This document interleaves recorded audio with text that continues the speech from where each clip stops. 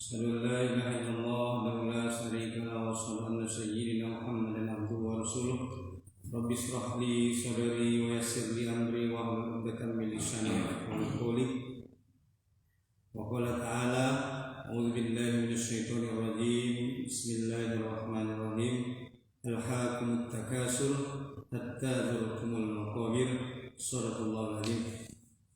Amma ba'd, segala puji bagi Allah Subhanahu wa taala ngamadung mangalihin bisa sesudena cuma kesehatan, sungguh juga nikmat kesempatan, sungguh juga nikmat usia, sehingga di pagi ini harion kita bisa bersama-sama meringankan langkah kaki kita dari rumah kita masing-masing menuju masjid yang dirahmati Allah Subhanahu wa taala ini dalam rangka melaksanakan ibadah salat fardu subuh sebagaimana yang diwajibkan oleh Allah Subhanahu wa taala.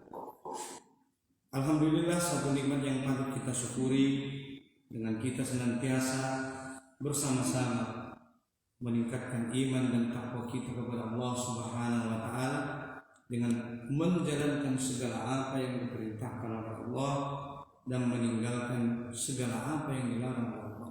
Mudah-mudahan dengan begitu seluruh jamaah Masjid Al-Ikhlas yang hadir di subuh hari ini tergolong sebagai hamba-hamba yang bertakwa. Karena memang Allah mengatakan bahwa takwa merupakan kunci bagi kita untuk bisa masuk surga Allah Subhanahu wa taala. Dengan Allah mengatakan dalam surah Az-Zumar, "Wasiqal ladzina taqaw rabbahum ilal jannati zumar."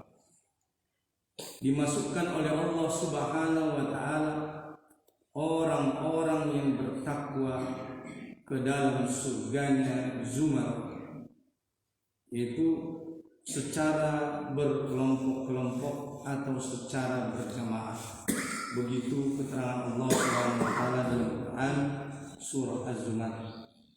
Jadi ayat Umar, nanti kita insya Allah akan masuk surga secara berjamaah atau secara berkelompok. Jadi ulangi banyak pun masuk surga mardalan sada-sadai indah.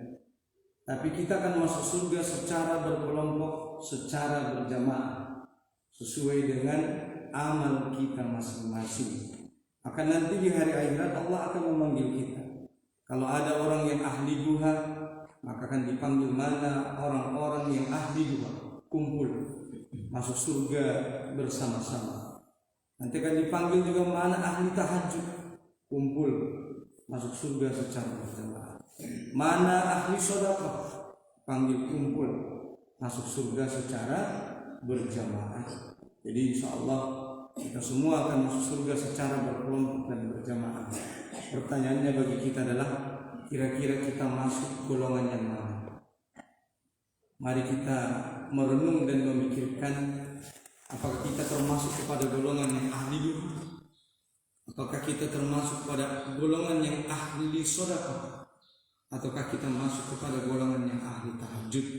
Tapi walaupun begitu, mudah-mudahan kita berharap kita termasuk salah satu di antara dari golongan-golongan yang dipanggil oleh Allah Subhanahu wa taala.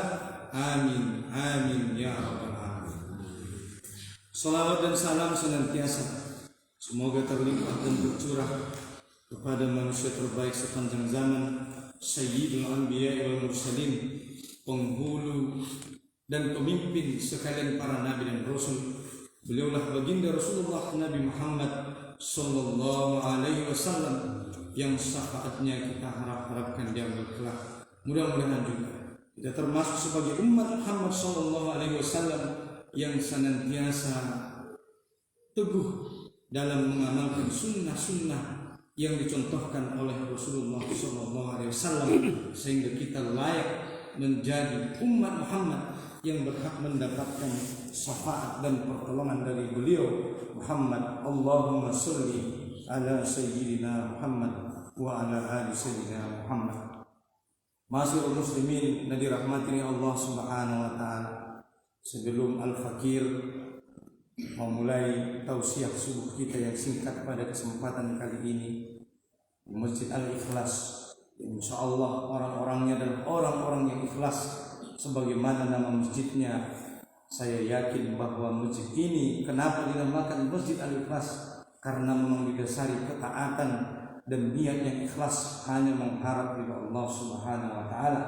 Itulah kenapa masjid ini dinamakan Masjid Al-Ikhlas, karena memang ikhlas adalah syarat diterimanya seluruh atau setiap amal-amal dari anak Nabi Adam dan umat Muhammad sallallahu alaihi wasallam.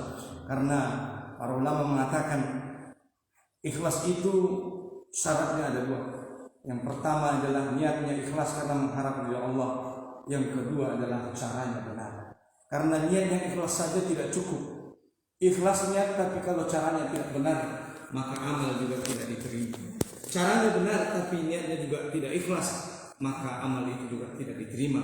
Maka yang dua ini tidak boleh luput, yaitu setiap amal-amal kebaikan yang kita lakukan harus dengan disertai niat yang ikhlas, hanya mengharap ridha Allah Subhanahu wa taala, dan dengan cara yang benar, barulah amal itu akan diterima.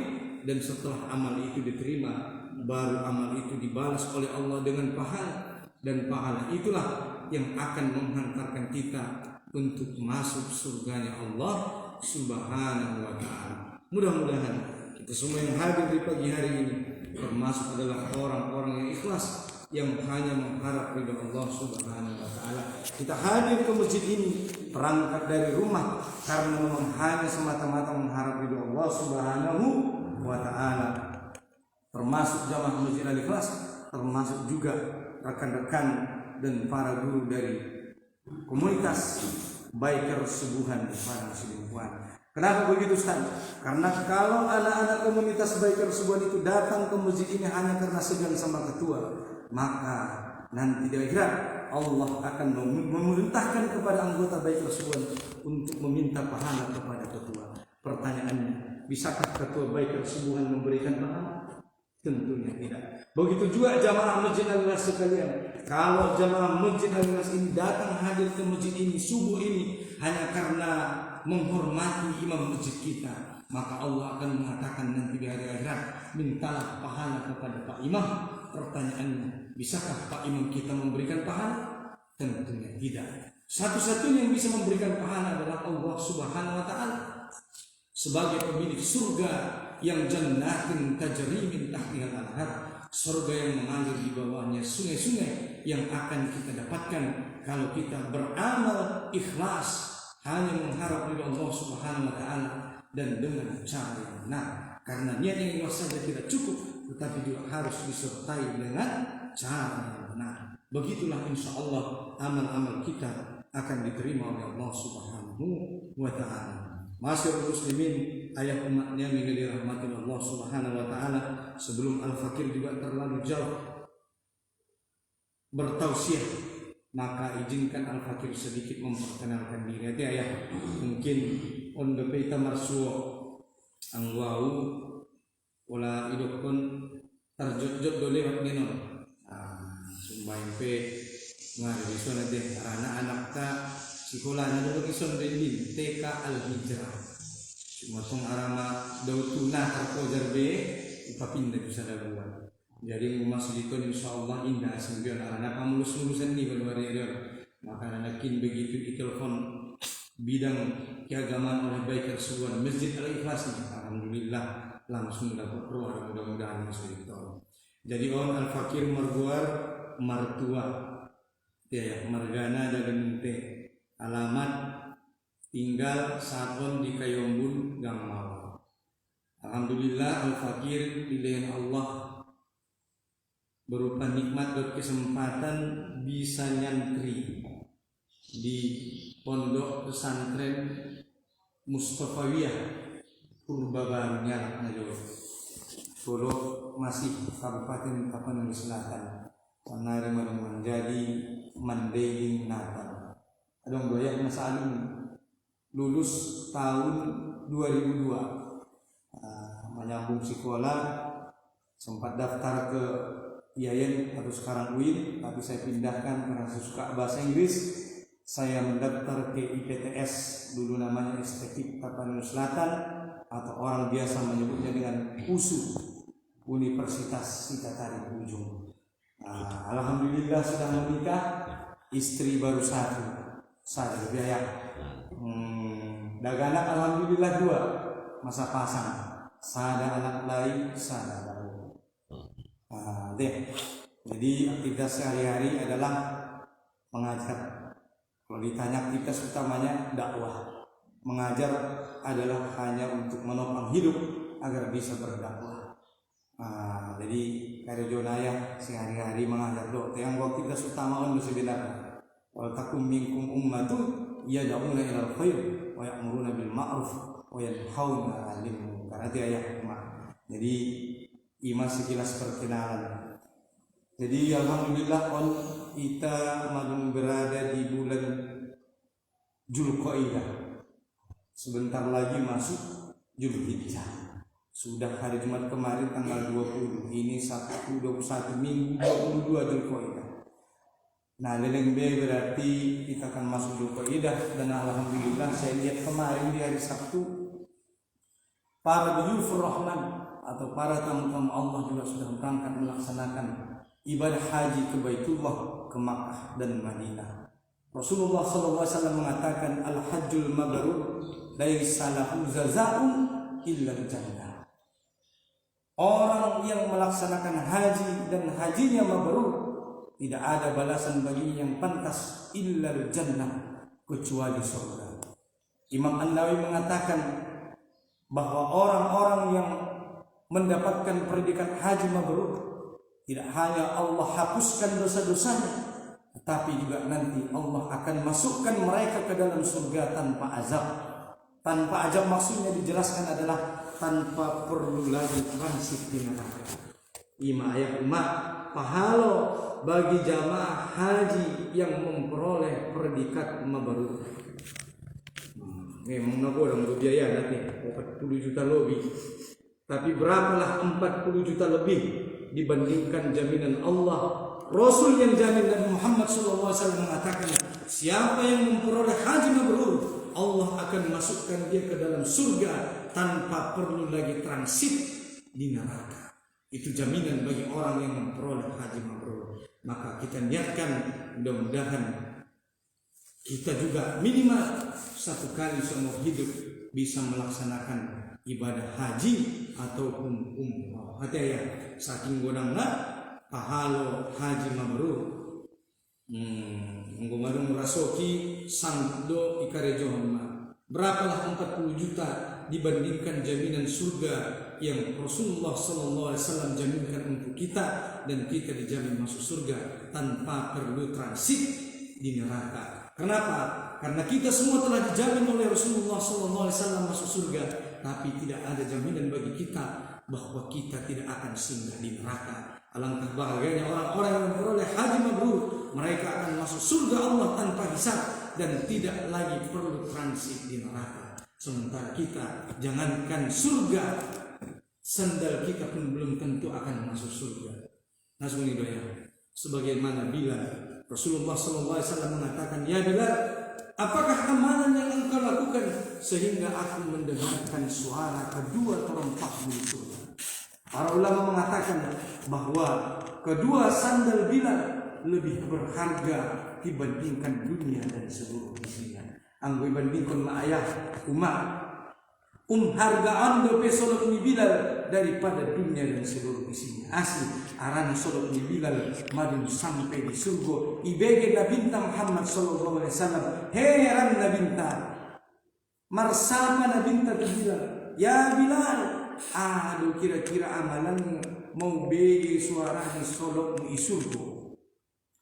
Jawab ni Bilal mah, oh ya Rasulullah, adung da bosada amalan na paling kucintai inda juga na kutinggalkan. Amai melaksanakan solat sunnah wudu 2 rakaat. Itulah amalan yang menghantarkan Bilal sehingga sandalnya telah sampai di surga, padahal orangnya masih berada di dunia. Itulah amalan para sahabat. Hebatnya mereka begitu. Mereka adalah orang-orang yang masih berada di dunia, tetapi Allah telah menjaminkan surga untuk mereka. Itulah amanah para sahabat. Begitu juga Abu Bakar Siddiq, begitu juga Ummul Mukminin Khadijah radhiyallahu anha. Mereka adalah orang-orang yang waktu itu masih berada di dunia, tetapi telah Allah jaminkan, Allah telah bangunkan untuk mereka istana di surga. Kenapa mereka bisa begitu? Karena perjuangan mereka, karena pengorbanan mereka terhadap Islam. Itulah yang menyebabkan mereka memperoleh derajat dan posisi yang tinggi di hadapan Allah Subhanahu wa taala, dan karena keimanan mereka terhadap negeri akhirat yang abadi. Masyarul muslimin yang dirahmati Allah Subhanahu wa taala. Sebagaimana Abu Bakar Siddiq juga memperoleh istana di surga karena pengamalan dan pengorbanannya yang luar biasa. Apa pengamalan Abu Bakar Siddiq? Abu Bakar Siddiq telah menginfakkan seluruh hartanya di jalan Allah habis tak bersisa, sehingga Abu Bakar Siddiq memakai pakaian yang tak layak dipakai. Umdegesan dope umat, umdegesan dope ayah, baju neta pakai menurut. Pernah satu ketika Abu Bakar Siddiq sedang duduk bersama Rasulullah SAW, datang malaikat Jibril. Malaikat Jibril bertanya kepada Rasulullah, "Ya Rasulullah, maza fa'ala Abu Bakar?" Apa yang terjadi dengan Abu Bakar? Kenapa Abu Bakar memakai pakaian yang seperti itu? Kemudian Rasulullah SAW menjawab, "Ya Jibril, qad anfaqu maluhu hatta qabla al-fath." Sesungguhnya Abu Bakar telah menginfakkan seluruh hartanya sebelum penaklukan kota Makkah.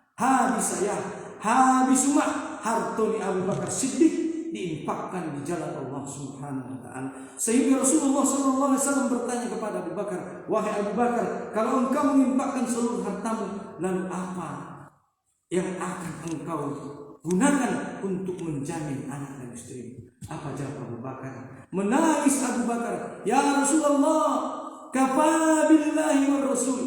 Ya Rasulullah, cukuplah Allah dan Rasulullah SAW sebagai penjamin untuk hidup. Itulah jawaban Abu Bakar Siddiq. Kemudian malaikat Jibril kembali bertanya, "Ya Muhammad, is'al." Wahai Muhammad, tanyalah Abu Bakar, ar-radiya bima fa'alta. Apakah Abu Bakar ridho dengan amal yang dia lakukan? Kemudian Abu Bakar menjawab dengan menangis, "Ya Rasulullah, wa kaifa lana radu bima yuhibbullah wa rasul." Ya Rasulullah, bagaimana mungkin Abu Bakar tidak ridho dengan apa yang dicintai oleh Allah dan Rasul? Maka Abu Bakar menangis. Lalu malaikat Jibril berkata kepada Rasulullah SAW, "Ya Muhammad, balligh salamillah wa salami, fa inna qad bana lahu baitan fil jannah." Wahai Muhammad, sampaikan salam dari Allah dan salam dariku. Sesungguhnya Allah telah membangunkan rumah untuk Abu Bakar di surga. Begitulah Abu Bakar memperoleh rumah di surga karena pengorbanannya yang sangat luar biasa menolong agama Allah dan Rasulullah Sallallahu Alaihi Wasallam. Masyarul muslimin yang dirahmati Allah Subhanahu Wa Taala. Begitu juga dengan Ummul Mukminin Khadijah. Khadijah juga memperoleh sebagaimana apa yang diperoleh oleh Abu Bakar. Pernah satu ketika Rasulullah SAW juga sedang duduk bersama malaikat Jibril dan Khadijah tidak melihat. Kemudian malaikat Jibril mengatakan, "Ya Muhammad," itu Khadijah datang, "Balligh salamillah wa salami, fa inna qad bana mahabbatan fil jannah." Wahai Muhammad, sampaikan salam dari Allah dan salam dariku. Sesungguhnya Allah telah membangunkan istana, rumah di surga untuk Khadijah. Kenapa? Karena pengorbanan Khadijah yang sangat luar biasa. Rumah Khadijah setiap hari tidak pernah sepi dari kunjungan para sahabat-sahabat Rasulullah SAW. Kenapa? Karena rumah Khadijah dipakai untuk menolong dakwah Rasulullah dan mengembangkan, memperjuangkan agama Rasulullah SAW. Itulah kenapa dikatakan oleh para ulama bahwa nanti rumah Khadijah di surga adalah rumah yang tenang dan sepi. Kenapa? Karena sewaktu di dunia rumah Khadijah tidak pernah sepi dari kunjungan para sahabat-sahabat Rasulullah SAW yang jumlahnya ratusan ribu orang. Maka nanti Khadijah memperoleh rumah di surga, rumah yang sepi dan tenang, dan Khadijah mendapatkan istana di surga, padahal dia waktu itu masih hidup di dunia. Kenapa? Karena pengorbanannya, karena perjuangannya terhadap Rasulullah Sallallahu Alaihi Wasallam. Bayangkan ayah ibunda kami, bagaimana Khadijah radhiyallahu anha. Khadijah adalah orang yang menghibur Rasulullah Sallallahu Alaihi Wasallam ketika Rasulullah Sallallahu Alaihi Wasallam ditimpa musibah, ditimpa perjuangan atau ditimpa kemelaratan karena menolong agama Allah. Khadijah lah yang menghibur. Begitu juga ketika Rasulullah SAW mendapatkan wahyu yang pertama di Gua Hiro. Begitu Rasulullah SAW turun kembali ke rumah, Rasulullah mengatakan, "Zammiluni, zammiluni, selimuti aku, selimuti aku." Maka Khadijah lah yang menenangkan dan menghibur Rasulullah SAW. Pertanyaannya bagi kita adalah sekalian, sudah apakah yang kita korbankan atau kita perjuangkan untuk menolong agama Allah, menolong agama Rasulullah SAW, sehingga kita pantas untuk memperoleh surga Allah Subhanahu Wa Taala? Masyaallah muslimin dirahmati Allah Subhanahu Wa Taala. Bukankah surga Allah itu sangat mahal? Abdurrahman bin Auf yang pengorbanannya yang sangat luar biasa itu, dia kata Rasulullah SAW masih masuk surga dengan jalan rangka. Abdurrahman bin Auf menginfakkan seluruh hartanya, bahkan menanggung biaya hidup ke-9 istri Nabi Rasulullah SAW sepeninggal istri beliau, sepeninggal Rasulullah SAW. Bahkan tidak cukup sampai di situ, Abdurrahman bin Auf juga setiap tahun menghajikan ke-9 dari istri Rasulullah SAW. Pernah satu ketika datang satu kafilah dagang berjumlah 700 ekor unta atau 700 ekor kuda. Ummul Mukminin Aisyah bertanya, rombongan siapa itu? Para sahabat mengatakan itu adalah rombongan dagang Abdurrahman bin Auf. Karena saking banyaknya rombongan dagang Abdurrahman bin Auf sampai membuat kota Madinah dipenuhi oleh debu-debu daripada rombongan unta dan kuda dari Abdurrahman bin Auf. Maka Ummul Mukminin Aisyah teringat oleh ucapan Rasulullah SAW, laqad sadaqa Rasulullah sayadkhulu Abdurrahman bin Auf al-jannah abawahu, bahwa benar ucapan Rasulullah SAW bahwa Abdurrahman bin Auf akan masuk surga dengan jalan neraka. Mendengar itu, sampailah ucapan Ummul Mukminin kepada telinga Abdurrahman bin Auf. Maka Abdurrahman bin Auf bertanya, benarkah itu ucapan Rasulullah? Kalau itu benar, maka saksikanlah seluruh harta yang aku bawa termasuk 700 ekor unta dan isinya, aku infakkan di jalan Allah Subhanahu Wa Taala. Itu kenapa? Karena Abdurrahman bin Auf tidak mau masuk surganya Allah dengan jalan merangkak. Itulah pengorbanan mereka. Betapa mahalnya surga Allah Subhanahu Wa Taala. Abdurrahman bin Auf adalah orang yang tidak pernah absen dari dakwah Rasulullah SAW, tidak pernah absen dari jihad-jihad Rasulullah SAW, bahkan pengorbanan yang luar biasa itu. Tetapi Abdurrahman bin Auf masih masuk surga dengan jalan merangkak. Bagaimana dengan kita? Sudah berapa harta yang kita infakkan? Bagaimana perjuangan kita menolong agama Allah dan menolong dakwah Rasulullah SAW, menolong agama Islam?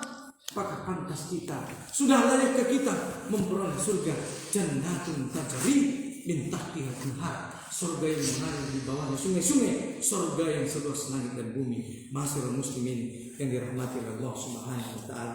Oleh karena itu, mari kita merenungkan hadis Rasulullah SAW sebagai terakhir, kun fid dunya ka'annaka gharibun aw kana musallim. Kata Rasulullah SAW, jadilah kamu di dunia ini seperti orang asing atau seperti seorang musafir yang dia tidak akan selamanya berada di dunia. Masyaallah muslimin dirahmati Allah Subhanahu Wa Taala, bahwa kita di dunia ini hanya tinggal sementara. Tujuan kita dalam negeri akhirat yang abadi, sebagaimana para sahabat itu. Apa yang menjadikan mereka bisa berkorban begitu luar biasa? Tidak lain karena keimanan mereka terhadap Allah, karena keyakinan mereka terhadap negeri akhirat, keyakinan mereka terhadap surga Allah Subhanahu Wa Taala. Itulah yang menjadikan mereka bisa berkorban dengan luar biasa. Sebagaimana keluarga Ammar bin Yasir. Ammar bin Yasir disiksa di Makkah, maka Rasulullah SAW mengatakan, sabran ala Yasir fa inna mau'idukumul jannah. Bersabarlah keluarga Yasir, sesungguhnya Allah telah menjaminkan surga untukmu. Maka Rasulullah SAW melihat Yasir dan keluarganya disiksa. Rasulullah tidak menjanjikan harta, tidak menjanjikan emas dan permata. Rasulullah hanya mengatakan sabran ala Yasir fa inna mau'idakumul jannah. Bersabarlah wahai keluarga Yasir, sesungguhnya Allah telah menjaminkan surga untukmu. Sehingga itulah yang menghantarkan keluarga Yasir sahih di jalan Allah Subhanahu wa taala. Kemudian mendengar ucapan itu, keluarga Yasir mengatakan, apa jawaban ibu? Ya Rasulullah, sesungguhnya aku telah melihat surga telah nampak di pelupuk mataku. Seolah-olah aku telah melihat surga itu berada di depan mataku. Dan kemudian juga keluarga atau Ummu Yasir itu sahih di jalan Allah karena ditombak oleh orang-orang kafir Quraisy Makkah. Maka keluarga Yasir memperoleh surga yang dijanjikan oleh Allah Subhanahu wa taala. Begitulah keluarga Yasir memperoleh dan tahan akan siksaan. Apa yang membuat keluarga Yasir tahan disiksa? Karena keimanan terhadap negeri akhirat, keimanan terhadap surga dan janji Allah Subhanahu wa taala. Masyiral muslimin dirahmati Allah Subhanahu wa taala. Oleh karena itu, kita adalah orang-orang yang tidak akan selamanya tinggal di dunia.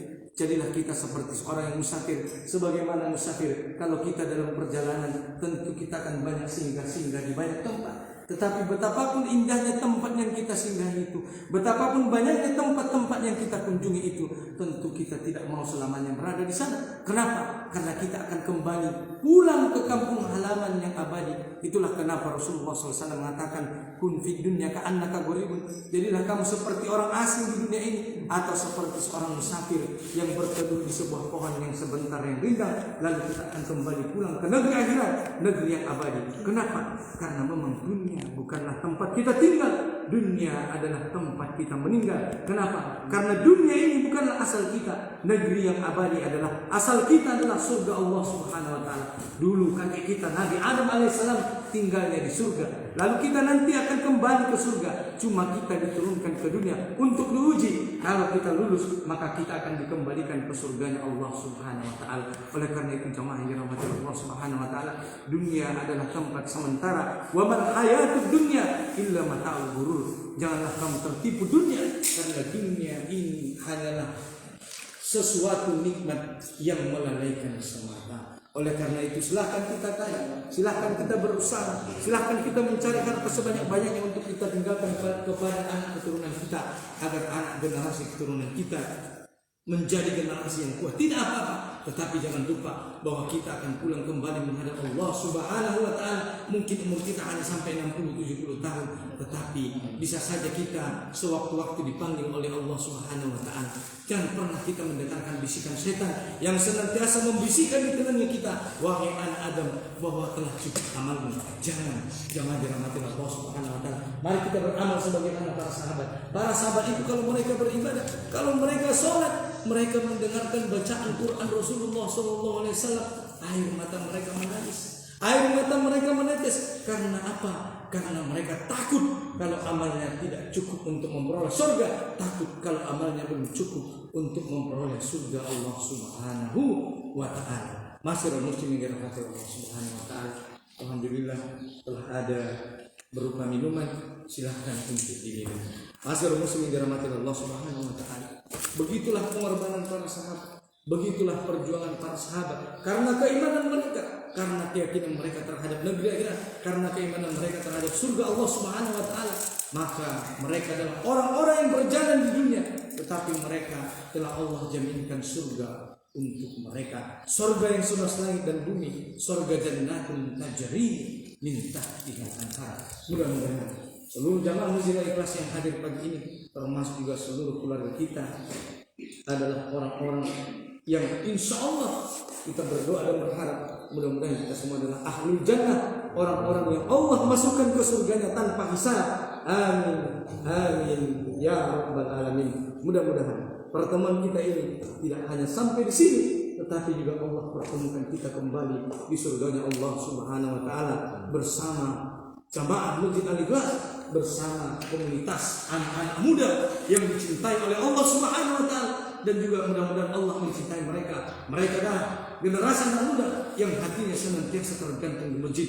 Mereka adalah para pemuda generasi baik kesubuhan Mereka adalah anak-anak muda yang tidak hanya mereka berkereta, naik sepeda motor ke sana kemari, tapi mereka adalah orang-orang cinta Allah, cinta Rasulullah SAW. Itulah kenapa mereka hadir di masjid kita ini. Masjid kita ini termasuk adalah masjid yang beruntung karena dikunjungi oleh anak-anak muda yang mengajak untuk cinta kembali kepada Allah, untuk meramaikan subuh yang luar biasa. Karena Allah mengatakan, aqimis sholata liduluki syamsi ila ghasaqil laili wa qur'anal fajr inna qur'anal fajri kana mashhuda. Laksanakanlah sholat subuh karena sholat subuh itu disaksikan oleh malaikat. Terakhir, Aisyah radhiyallahu anha mengatakan, as-sholatul raq'atal fajri khairum minad dunya wa ma fiha. Siapa yang melaksanakan sholat sunnah subuh, sholat sunnah qobliyah subuh, atau sholat sunnah fajar 2 rakaat, maka Rasulullah mengatakan lebih baik dari dunia dan seluruh isinya. Itu kalau kita 1 kali sholat sunnah qobliyah subuh. Bagaimana kalau kita 100 kali sholat sunnah qobliyah subuh? 100 kali dunia dan seluruh isinya. Bagaimana kalau kita seumur hidup sholat sunnah 2 rakaat qobliyah subuh atau sholat sunnah fajar? Berarti lebih banyak kita dapatkan pahala lebih baik dari dunia dan seluruh isinya. Tapi bukan di sini kita dapatkan. Kapan semua itu kita lihat? Nanti di surga Allah Subhanahu wa taala. Mudah-mudahan zaman dirahmati Allah Subhanahu wa taala. Mari kita ramaikan masjid kita ini. Mari kita hadir di setiap subuh kita. Mari kita melaksanakan sholat sunnah wudu dan sholat sunnah qobliyah subuh. Itu kalau sholat sunnah qobliyah subuhnya saja sudah begitu, bagaimana dengan sholat subuh berjamaah di masjid? Pasti pahalanya lebih daripada dunia dan seluruh isinya. Mudah-mudahan semua kita jamaah yang hadir di sini tergolong sebagai hamba-hamba yang bertakwa, hamba yang menjadi umat Muhammad SAW, umat yang berhak mendapatkan syafaatnya, umat yang insya Allah dimasukkan Allah ke dalam surganya tanpa hisab, dan kita termasuk adalah orang-orang yang bisa mensyafaatkan 70 daripada ahli keluarga kita nanti. Amin amin ya rabbal alamin. Barakallahu fikum. Subhanakallahumma wa bihamdika asyhadu an la ilaha illa anta astaghfiruka wa atubu ilaik. Mohon maaf bila ada kesalahan dan kekurangan. Wallahu muwaffiq ila aqwamit thoriq. Assalamualaikum warahmatullahi wabarakatuh.